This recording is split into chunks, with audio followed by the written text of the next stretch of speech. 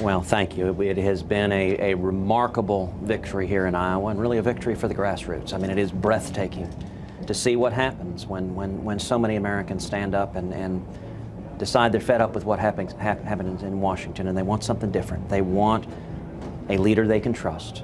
They want someone who will stand and fight for them against the corruption of Washington. And Heidi and I are overwhelmed. We're gratified, and we're encouraged going on to New Hampshire, going on to South Carolina, going on to compete and win this primary, and then win the general election and together turn this country around. Have you already sent Marco Rubio a bouquet of flowers for taking Donald Trump's votes away? I mean, that was a help to you, right? Well, listen, I recognize that folks may want to talk about the third place finisher, and that's fine. You can talk about that. I'm focused on our victory tonight. How you became the first. I'm focused on our victory tonight and the fact that courageous conservatives across Iowa, all across the country, generated the most votes ever given to any Republican victor in a Republican primary. That is an unbelievable grassroots army. You know, we had over 12,000 volunteers in Iowa, and we've got over 200,000 volunteers nationwide.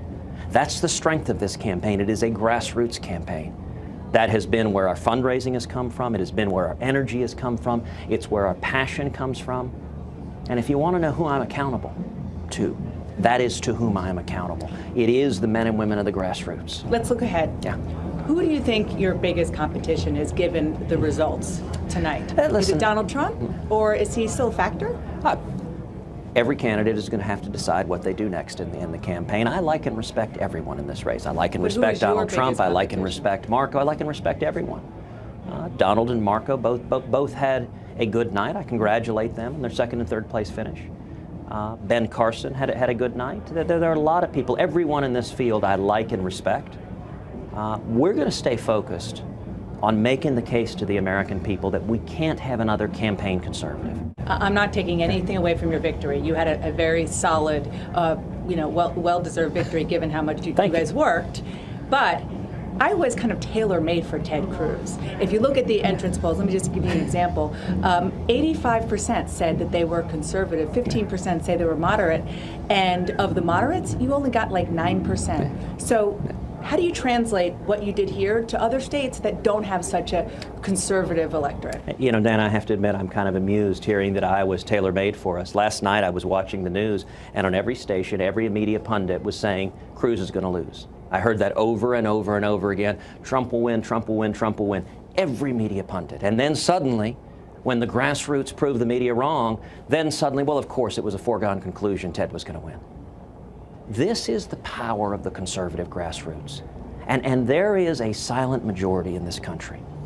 You know, one of the greatest lies that gets told on the airwaves over and over again is that this country has somehow embraced Barack Obama's big government failed liberalism. That's not true. This is a center-right country. This is a country built on Judeo-Christian values. And the heart of my campaign is based on common sense principles. Live within your means.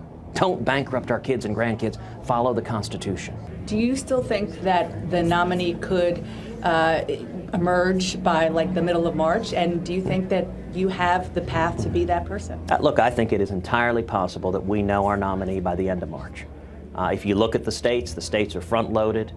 A great many of the delegates are chosen by the end of March. And winning Iowa is a good first step. You got to do more. That doesn't do it on its own.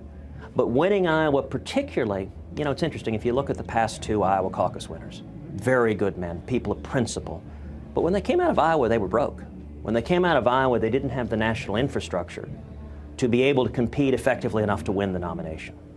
We're in a very different position. You know, the finance reports that were filed last night showed that at the end of December 31st, that we had almost as much money in the bank, our campaign, as the campaigns of Jeb Bush, Marco Rubio, John Kasich, and Chris Christie combined. That is an incredible testament. Usually the conservatives broke. In this case, because we've had over 800,000 contributions at tedcruz.org, we've got resources, we've got over 200,000 volunteers, and a grassroots army. I believe we have the national campaign and infrastructure to capitalize on this victory, to keep working to earn those votes. And I hope and believe if we continue to be effective building that grassroots army,